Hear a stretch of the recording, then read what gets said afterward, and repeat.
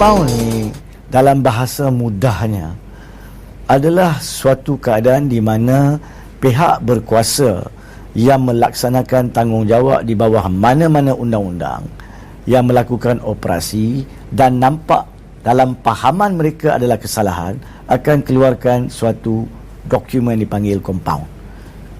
Dalam bahasa biasanya ia adalah pertuduhan.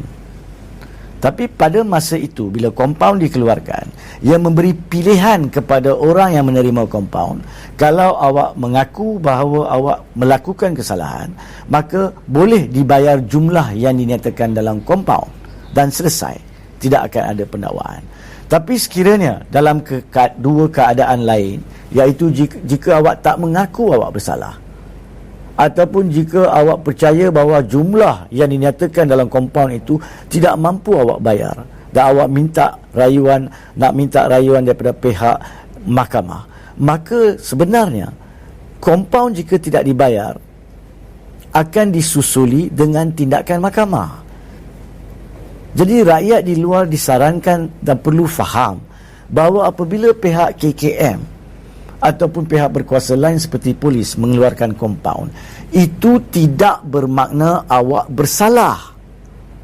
Itu cuma adalah tawaran kepada awak untuk menjimat masa awak dan untuk mengelakkan daripada perlu pergi ke mahkamah, membayar jika awak setuju. Tapi jika awak tak setuju, tak bermaksud awak akan dirotan, tidak bermaksud awak akan diberi hukuman lain, atau tidak bermaksud rumah awak akan dirubuh atau kenderaan awak akan dipecah.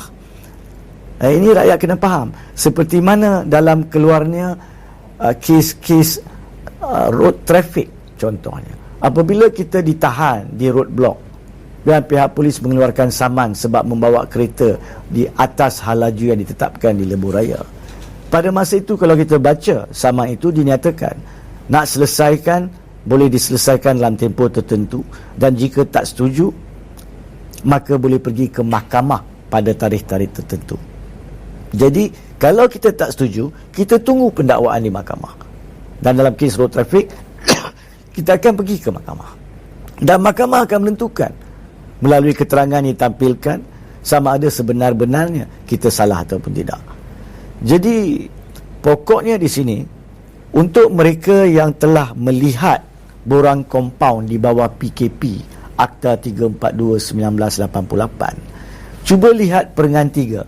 Saya sarankan mereka pergi Google contoh-contoh yang pernah di-viral oleh mereka yang menerima compound. Jelas di perengan 3 menyatakan bahawa sekiranya jumlah dalam compound tidak dibayar dalam masa yang dinyatakan, maka pendakwaan akan menyusul kemudian. Dalam erti kata lain, pihak berkuasa sendiri memberitahu borang compound itu bukan membuktikan awak bersalah. Ianya cuma satu pertuduhan.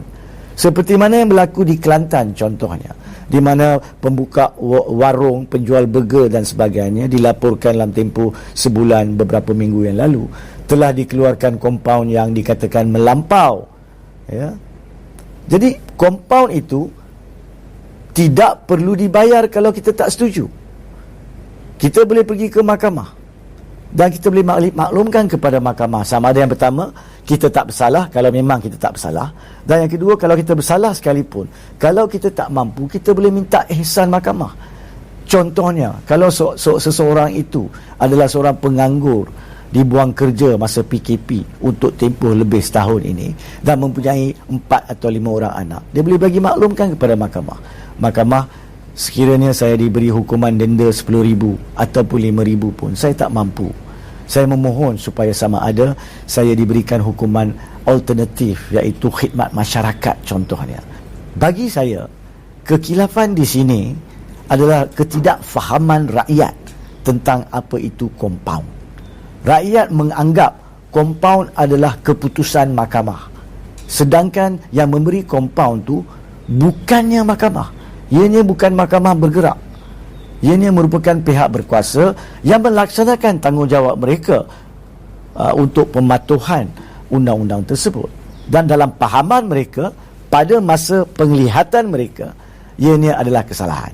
Kalau kita percaya apa yang dilihat mereka itu tidak tepat, dan kita ada alasan untuk menjawab apa yang dituduh sebagai pelanggaran, maka kita harus memilih dari segi keadilan pergi ke mahkamah dengan pendakwaan dan sampaikan keterangan ini di mahkamah.